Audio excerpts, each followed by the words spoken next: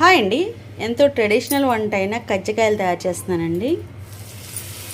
చాలా టేస్టీగా ఉంటుంది కదా, పిల్లలకి కూడా మంచిది. ఎందుకంటే మనం పెట్టేది కొబ్బరి బెల్లం పెట్టి చేస్తాం కదా. కొంతమంది అంటే రవ్వ పెడతారు కానీ దాని మీద కొబ్బరి బెల్లంతో పెడితే హెల్త్కి మంచిది. నేను అందులో మల్టీగ్రెయిన్ పిండితో చేస్తున్నానండి. ఇప్పుడు మైదాతో చేస్తాం కదా, రొటీన్గా కాకుండా మల్టీగ్రెయిన్ పిండితో ట్రై చేస్తున్నాను నేను. టేస్ట్ చాలా బాగుంటుంది, హెల్తీ. అంటే కొంచెం ఆయిల్ పక్కన పెడితే మిగతాదంతా హెల్తీ అన్నమాట.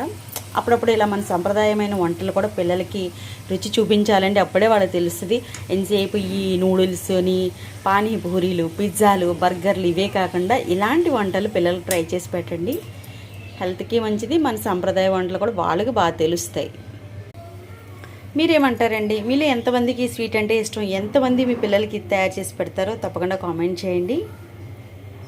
Thank you.